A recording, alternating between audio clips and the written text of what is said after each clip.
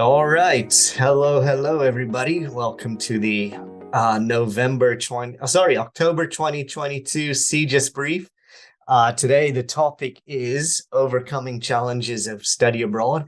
We're going to be talking specifically about sort of three areas. The first one is how to talk to your parents and guardians and answer some questions that they might have about studying abroad and why you want to go. The next topic is going to be about what to do with your housing while you're away. And the third topic we're going to talk about is a little bit about how to budget while you're abroad. Next slide. And we do have some intros here. So my name's Ben Piper. I'm one of the 6 CGIS program advisors. I advise for the Asia programs as well as the environmental programs. And I also do the GCC programs in Asia. Tamara. And my name, Will.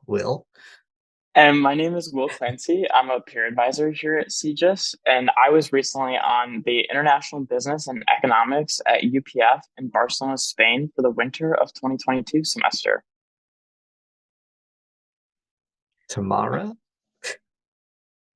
Hello, everyone. I'm Tamara West, and I am an intercultural programs advisor, as Ben mentioned. And most of my programs are in the UK, but I also do GCC, GIEU, and programs in other countries as well. Welcome. And Alex. Yes. Great. Hi, I'm Alex. I'm a peer advisor here at CGIS, and I just studied abroad on the Advanced Spanish in Santiago de Compostela, Spain program this past spring. All right. And so we do have not that many visitors today. So those who are here, this is more like a sort of informal conversation. So if you would like to chime in or ask questions at any time, please feel free to do that. We might also be asking you questions at some point. But first of all, we're going to talk about some common questions that parents or guardians might be asking students when it's mentioned that students want to study abroad or they're planning on study abroad.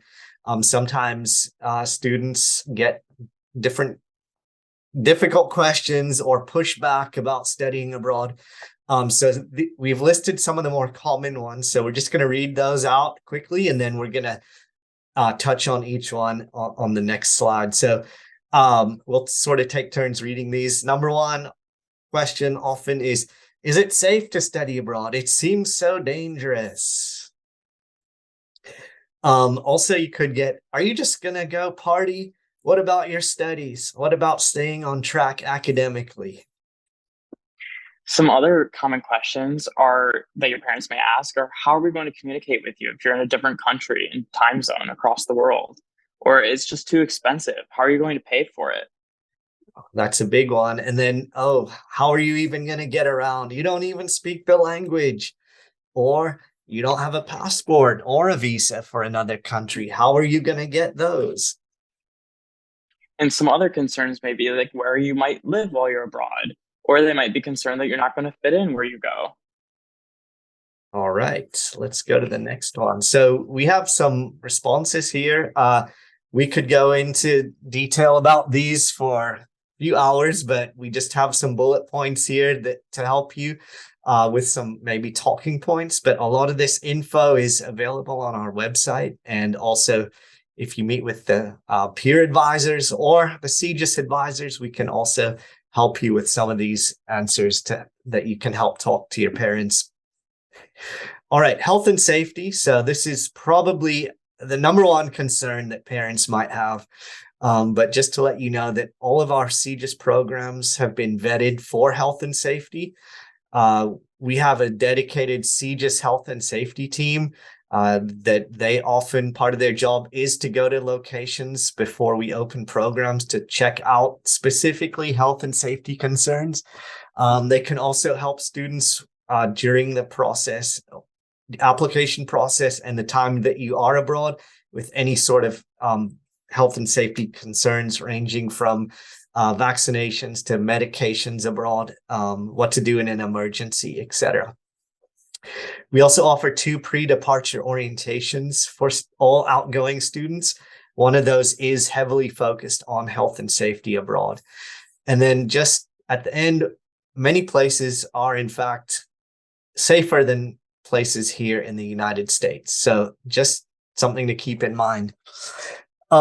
Regarding academics and staying on track while you're abroad, if you are an LSA student, you do earn in residence credit for all the abroad courses that you're taking. Just like here on campus, you would have to take for a semester between 12 and 18 credits abroad. If you're going abroad in the summer, it's at least 6 credits in order to get financial aid. And then in the vast number of cases, you are able to fulfill distribution and degree requirements abroad. So you are able to do all these things, but just do them in another country.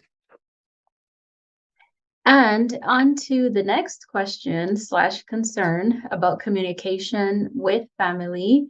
There are going to be ways that you can continue your communication with your family whilst you're abroad, right? I think we all have learned, especially through COVID, that there are ways for us to still keep connected even whilst we are physically not in close proximity. So an example of one such way is by getting a local SIM card, or by getting a cell phone plan in that specific location that you travel abroad to. Several SIM cards, they're pretty affordable, and you just have to purchase them. Sometimes you can purchase them from the airport, and you can plug them into your phone if your phone allows that. And just as a personal tip, I went abroad once and I bought a SIM card and I put it in my phone and it didn't work. And I called my phone company and they said that I had something in my phone. I wasn't a customer with them for a certain amount of time, so I couldn't do that. So I would just double check that capability, because I was very disappointed I couldn't use the SIM card that I purchased. So just check that capability with your phone company. But a SIM card is, yeah. No, sorry to interrupt. It is a conversation, but yeah, your phone does, I believe, have to be unlocked in order to accept a local SIM card. So that's something you can check with your cell phone provider here, and I believe that they can unlock it for you. Absolutely. Ask. Well, mine was unlocked. Okay. But my phone company had a specific thing that I needed to be a customer with them for a certain amount of time. I was very surprised, needless to say. But yeah, double check whether it's unlocked and then make sure that you can do the SIM card. You can also make a plan, right? Make a schedule. Talk with your parents and tell them, and or your guardians, and say, like, when I touch down, I'm going to give you a call, or I'm going to give you a call the next day because I'll probably be tired, to try to, communicate with you right away. So just give them some expectations so that they're not going 48 hours or however long it is that they may start to worry about you. And for that point, take into consideration the different time zones that you may be in. So if you travel to Europe, you travel to Asia, you travel to a lot of different places, you're going to be changing time zones. So you might typically speak to your family every Sunday at 6 p.m. Eastern time, but then you go to the UK and that's like 6 or 7 hours ahead. So you kind of just have to do the math to figure that out. But nevertheless, you can still keep the communication. That's the main point. You just need to plan how to go about doing it. Now, the next thing is expenses, of course, or parents and or guardians can be concerned when it comes on to helping us out financially. And how, what part they're going to play in that. So question is, how much does it cost to study abroad? The answer is it varies. It varies on the program type that you're in. It varies on the length of the program. If you're going on a 3-week program, that would be a different cost than if you were going for an academic year.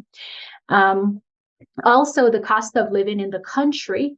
They may say, oh, well, you don't even know how much it's going to cost. You don't even know. Well, you know what? You don't have to figure that out. At CGIS here, we have done all of that for you. If you are looking on a program that you're interested in Compass, which is the same place where you would apply to the program, there's a tab that says finances, and under finances, there'll be a cost estimate. or a budget sheet, and you can review all of that information. It will spell it out for you. What's the estimated cost to get around, a round trip, a plane ticket, for food, for housing, etc. So you can just tell them and say, oh, I already have it all figured out right here, and you can show them. Of course, when it comes down to expenses, financial aid is available for those that qualify. So you want to make sure that you're using your financial aid. Also, if you are in LSA, making sure that you're taking advantage of whatever study abroad scholarships are there, because they're there to be taken advantage of. Okay, so don't feel shy to request that resource if you need it. And there could also be additional funding as well that you can add on top of that. And peer advisors, do you want to tell us about your study abroad scholarship or funding briefly? Yeah, so when I was abroad for the semester in Spain, I was able to take all of my U of M financial aid with me. That really helped me to be able to afford my program. I was also able to apply for the LSA Study Abroad scholarship. I was accepted for a scholarship, and it covered about 80 to 85% of my program cost. And I was even able to look for other funding sources through, like my major department offered me a scholarship, a small scholarship to go abroad. And there's other departments and groups on Michigan's campus that can help you fund your study abroad experience. For applying to LSA Study Abroad Scholarship, it's very straightforward, very simple application. It's usually due a few weeks after your application to the program is due. And if you need to meet with the LSA Study Abroad Scholarship Office, they can give you kind of an estimate of how much you might expect to receive before you even apply, so you can have a better idea of what sort of funding you might receive from their office. Yeah, I had a very similar experience. I was very lucky as well that I received the LSA Study Abroad Scholarship as well, and also applied through my major department because I went on a Spanish language program. So the Romance Languages department offers a lot of study abroad scholarships if you're going on a language program that goes through their department. So I was very fortunate in that regard.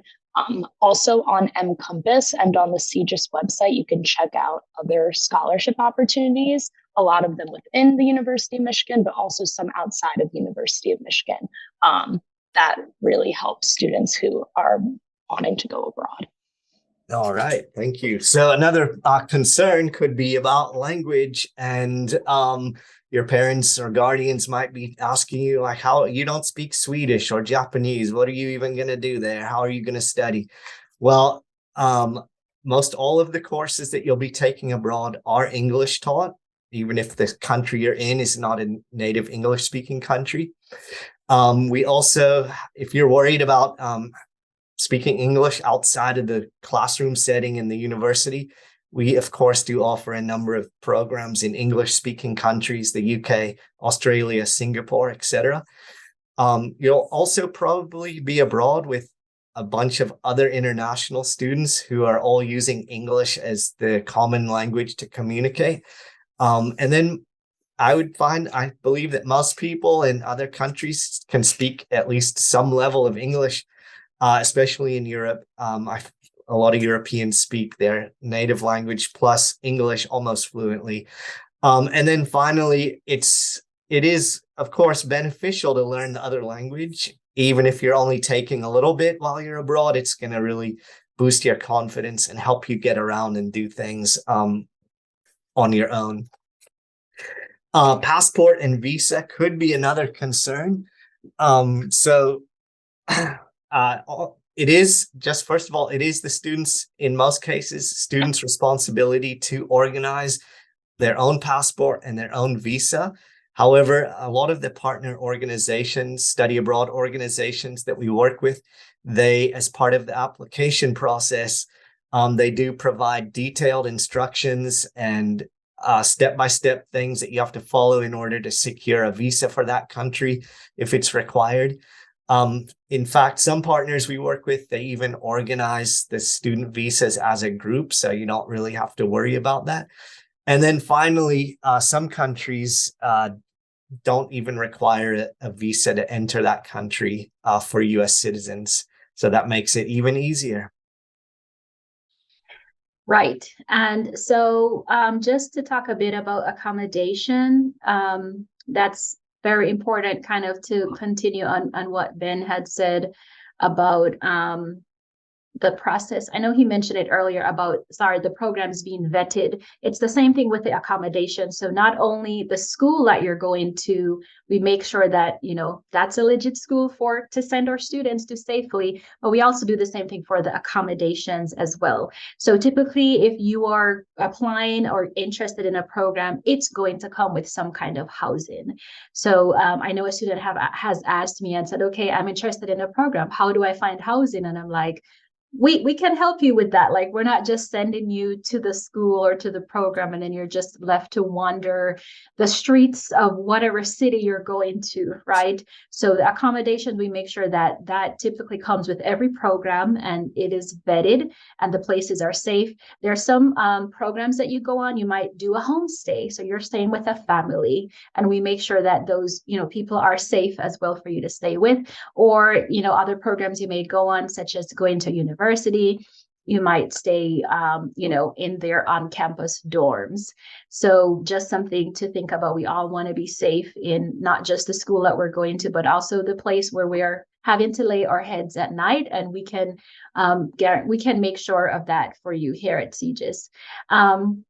Another thing that we want to talk about is identity. So, depending on your background and your family history, there could be concerns for certain people, like, okay, you're going to go abroad, you're going to leave America. Sometimes with parents, or their guardians, they might not necessarily have left the country before.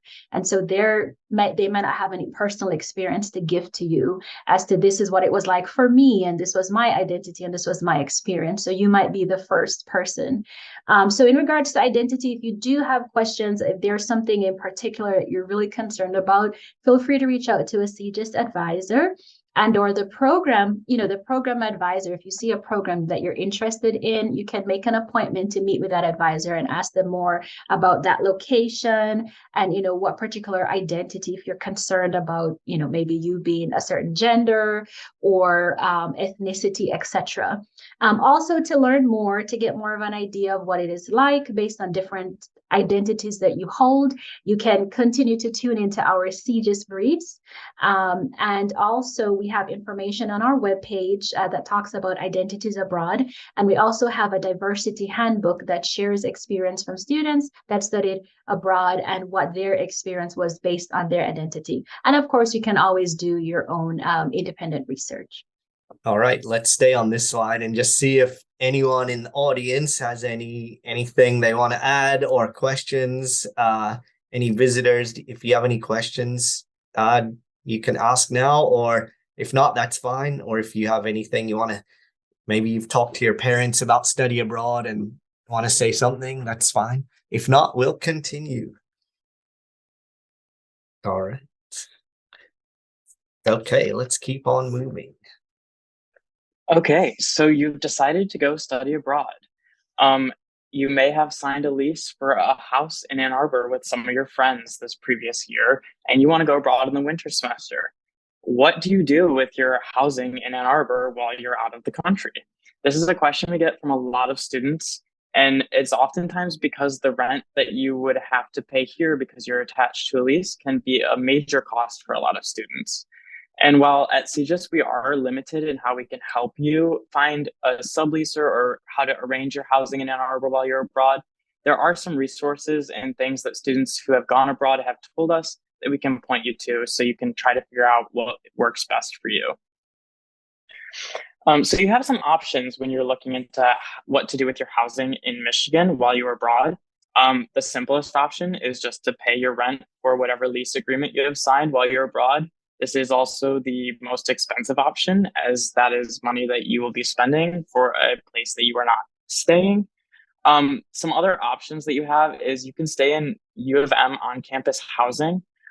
They will cancel your housing contract while you're abroad. If you reach out to them and let them know that you're going on a CGIS program, they should be able to cancel your contract without any issues. And then the third option that students oftentimes try to do is to sublet your room or apartment for the term that you are abroad. So kind of a little slide on how you can go about subleasing. While here at CGIS, we can't match you with someone who's looking for a subleaser or match you with someone who's looking to sublease a room. We can point you to some of these resources. So for when to look for a sublease, you're going to want to start looking once you've been accepted and confirmed on your program, so you know you will not need housing here in Ann Arbor while you go abroad. But once you're accepted and confirmed on your program, if you are really looking for a subleaser, the earlier that you get started looking for one, the better. You are more likely to find someone to take over your lease for that semester. For where to post your room or apartment, or where to find a subleaser, you can check out the University of Michigan off-campus housing website. They have many different resources, from listing rooms, where to find subleasers, and other information about that, especially more legal information in regards to how to sign a sublease contract with someone and how to work with your landlord on that as well. But the most common way that students have found subleasers is through the University of Michigan related Facebook groups. So these would be the groups like the University of Michigan class of 2024, or whatever class it is of the University of Michigan that you're in. People oftentimes will post their room or apartment on there in hopes that someone is looking for a room to sublease, and they'll just contact each other through that. There is a lot of luck when it comes to finding a subleaser. Sometimes you just don't get any takers. Other times it might just happen to you really quickly. It's just a matter of luck. So some of the challenges that students have found when looking for a subleaser is that their roommates don't want a random person in their house. So you signed a lease for a house with a bunch of your friends. You're all excited about it, and then you decide you're going to go abroad for the winter semester. Your roommates might not be such a fan of having a random stranger come live in their house for a few months. So that's something that you're definitely going to want to discuss with them, and discuss with them early, so that you're able to plan and ensure that you aren't placing them in a situation that they don't want to be put in. And then the other big challenge is that you can't find anyone to take your room. And so you are stuck with paying rent, and no one will sublease your room from you. The only kind of recommendation we have to go around this is to consider studying abroad in the fall semester. We have a lot of students that will study abroad in the winter. So you end up with a lot of students that are looking for someone to sublease their room or apartment, and there are not that many people that are looking to sublease a room or apartment. And so your odds of finding someone to take over your lease for the semester you're gone are considerably higher in the fall than they are for the winter. Alex, do you have anything you want to add about your housing when you went abroad? I think this mainly covers it. I went in the spring, so it was a shorter time period. Okay. And so I didn't necessarily need to sublet my housing. But definitely I agree, consider studying abroad in the fall. Or if you are looking to go abroad in the winter and you know of someone studying abroad during the fall semester, try and reach out to them, which I know is what my sister did in her case when she studied abroad in the fall semester. She had another girl live in her apartment during the fall and then went abroad in the winter. So see if you can connect with anyone else that way. Okay. And that leads us into our last topic, which is about budgeting while abroad. And Alex is going to kind of take the lead on this one. Sure, yeah. So making your money go further while abroad can lead to more enriching and exciting experiences while you're there. Students often come back saying they spend a lot on phone plans. As we covered before, definitely look into getting a SIM card while you're there. Obviously ensuring that you're able to do that with your current phone provider, but it's definitely a more inexpensive option as compared to getting, per se, an international plan through your phone provider, which will often charge by the day for how long you're there.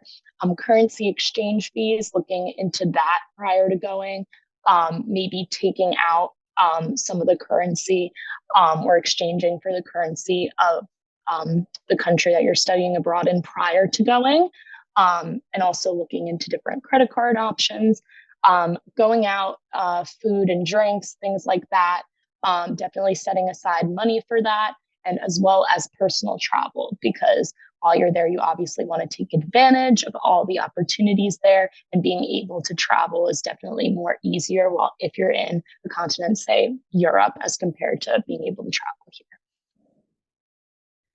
And so kind of the best way to ensure that you don't spend your money very quickly before you're and to enjoy the whole abroad experience is to kind of ask yourself a few of the questions and kind of start thinking about it before you go abroad. So some of the proactive things you can do to not fall into the common budget mistakes that students often find themselves in. Number one is to understand the exchange rate of your host country. Oftentimes we have students that will go abroad and they'll purchase things like they would at home. And when they go to purchase it, let's say they're in Europe and they're purchasing a jacket for 40 euros. It might just seem like 40 euros is basically like $40. It's pretty much the same thing. They swipe their card, it changes on their bank account, but it doesn't match in their brain as they're purchasing it. So one way to avoid spending all that extra money on the exchange rate, because that 40 euros ends up being more expensive in US dollars, and that kind of change can really add up quickly. So if beforehand you're able to research the exchange rate and get a better understanding of how much things will cost, it's easier to avoid the pitfall of pretending like the foreign currency is equal, like on a 1-to-1 ratio with the US dollar, even if it is not. Another thing you can do to help prepare your budgeting is to decide what activities you really are excited about doing while you're abroad. Are there things that you really must do while you're abroad? Are there places you really need to travel that you've decided is just a must-do activity? How much are those things going to cost you? Make sure you put aside that money and plan your budget so that you will have enough money to do those activities that you're most excited about or that you really want to do the most. So that way, if you do find that you're running out of money a little bit, you won't have to miss out on an activity that you were really excited for. And lastly, it's good to think about the cost of everyday items. Is the cost of everyday items in the country you're going to more expensive than it would be at home? Due to just currency exchange rates in different countries, sometimes everyday items like food, drink, coffee, or even just personal hygiene products, things that you have to purchase anyway, may just be more expensive than other places. So it's really important to account for that extra cost before you go abroad so you can budget for that and not run out of money while you're abroad or be surprised by those expenses. And so how are you going to pay for these things? Always carry around more than one way to pay. So say you're going out, I would say bring some cash on you, maybe not all of your cash all at one time. Definitely keep some safe stored away in your residence at the time. But also you can bring a credit card or a gift card. You can also apply for credit cards with no foreign transaction fees before you go abroad. And here are some options: the Bank of America Travel Rewards Credit Card, the Discover It Cashback Card, and the Chase Sapphire Preferred Card. I also know that PNC has a travel card as well. So if that's your bank, then maybe look into that as well. But definitely take the amount of time needed to apply in advance and to make sure that you're accepted in time. Yes, we don't want you to spend a lot of money on the foreign transaction fees. This is something that students have said quite often when they get back. They're like, yeah, I just took my debit card from my local bank there. I just kept paying for things. But then when I looked at my statements, there was a bunch of fees for every single transaction I paid. So I paid hundreds of dollars in fees that I didn't actually need to do if I had just planned and applied for a credit card beforehand so that I wouldn't have to pay any of those fees. And if I could actually add this, I know time, but in regards to credit cards, just in case if there's someone that has never applied for a credit card before, it could be if you have, that parent and or guardian, if they're willing to let you have access to their card. There's some people that do that. They give, their card where they add the name of, their child or guardian or whoever. And so that way you don't necessarily have to apply for a card if you've never done one before. I mean, if you've never done one before, usually applying is a pretty easy process. But if you want to get a bit of support on that, you can, if there's a family member that has a card, and then they could, help you with that process to get one for you. So just that tip maybe?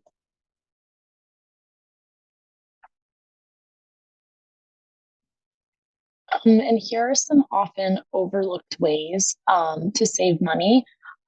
So, for one, choosing the homestay option. I know that both Will and I stayed in homestays during our study abroad program, so we can both speak to that. I know for me personally, it was such a great experience. First of all, if you're on a language program, but second of all, they serve as such a resource. Number one, they often cook for you meals, so saving money on that, and they also know how to prepare the food of the area very well. So it's often even better than going out to some of the restaurants there. They also can serve as a resource for you to tell you where the best excursions to travel to, maybe some ones that aren't as popular, like some like lesser known places, and also the more inexpensive places to stay, and forms of transportation as well. Also, that if you stay in a homestay, you're often included in the different family activities and things that they are doing. So they might take you on some of their outings that they would normally be doing, which you might not otherwise get to do if you're, say, staying in the dorms with a bunch of other international students. They also might have a vehicle, which is kind of helpful. Not that you can drive anywhere, but they can sometimes take you to different places if you need to go there, and go to places that you wouldn't otherwise get to go to without a vehicle. Mm-hmm. Yes, definitely. I know for me, my host mom actually performed in a music group, and we were able to go see her perform, which was super fun. She also helped my roommate and I when we needed to get travel home, drove us to the bus stop, was able to take us one time, took us to school when it was pouring rain, just like little things like that, which was great. I'm not sure if Will wanted to speak to the homestay option any further. I think you guys mostly covered it, but yeah, it's like besides the great cultural experience and the extra stuff that you'll get to witness and experience through staying in your homestay. When I was abroad, I had a lot of friends that were spending a lot of money going out every single night to dinner. And I had a dinner provided for me at the same time every night that was included in my program cost, which was the exact same cost that my friends that were staying in apartments were paying. So I was able to save a lot of money there and put that towards other things that I wanted to do. Okay, great. And another option, staying in hostels during your travels. I know Will can speak more to this for the excursions, but I know that for one of the program-wide excursions that we went on, we stayed in hostels. And it was a super fun experience. First of all, getting to know the people on your program, but second of all, being around other travelers, going to the same excursions as you, which was really fun. Yeah, I can just say like when you're going and traveling abroad, hostels are definitely, especially in Europe and other places around the world, hostels are a much cheaper option than your traditional hotel or even Airbnb now, as they've gotten more expensive. You can use different resources online, such as Hostel World, which we have a screenshot of on the slide. And you can search through all the hostels in a city that you want to go to or a place that you're traveling to. You can read all the reviews. There'll be a lot of description of what the hostel provides, so you can ensure that you're choosing a hostel that is up to your standards, that is safe, that's a good location, and that has everything you're looking for. If you're a female traveler and you're worried about sharing a room with strangers, many hostels have female-only rooms that you're allowed to book. Or if you're traveling with a group of friends, oftentimes you are allowed, if you have enough people, to book the whole room so that you aren't staying with strangers. But either way, hostels are a great way to not only save money, but meet people, as they oftentimes put on events at night with everyone staying there. So you'll meet a lot of people from different parts of the world that you would not meet if you were stuck in a hotel room that did not offer those events or engagements. Yeah, I was going to just quickly add to that, but it is the fourth bullet point as well. But I know a lot of hostels, they do offer a number of activities and excursions. Some of them are free, maybe, like Will mentioned, but also some of them are at quite a reduced price. So they might have excursions. I know I went on one to this like cave exploration place in Thailand, and it was way cheaper than me just going by myself. And it was also all organized by the hostel. You just had to pay like the $10 or whatever, and then everything would be taken care of. So that is a great way to also save money.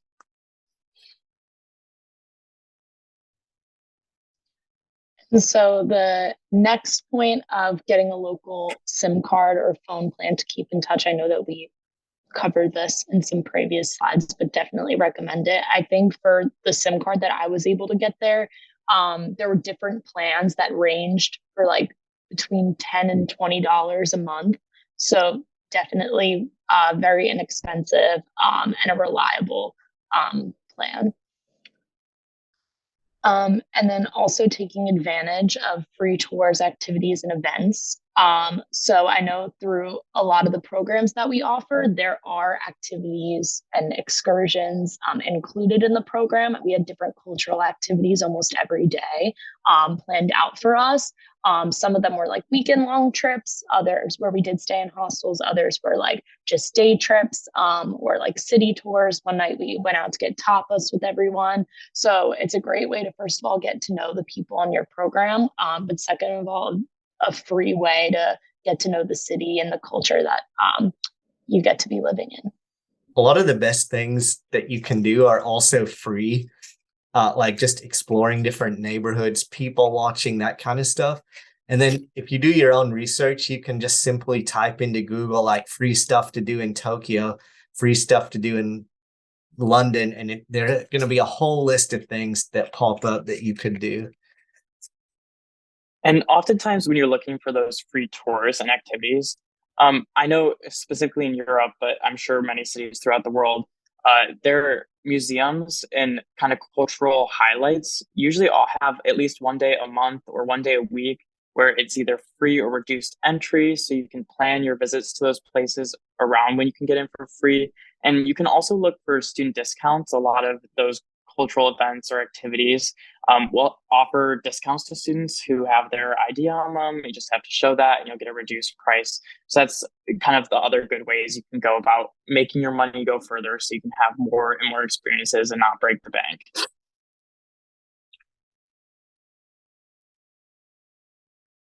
And with that, I think that's about everything we have for the budgeting.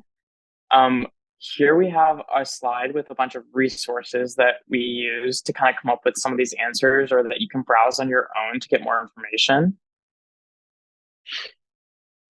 And I think lastly, if we do have a Q&A session, if anybody has any questions or anything you'd like to say, we can do that now.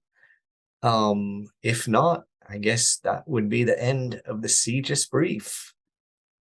Thank you everyone for attending. And if you have any questions later on, please feel free to email CGIS. Any of the CGIS advisors or the peer advisors will be happy to meet with you or answer your questions. So thank you very much and see you later.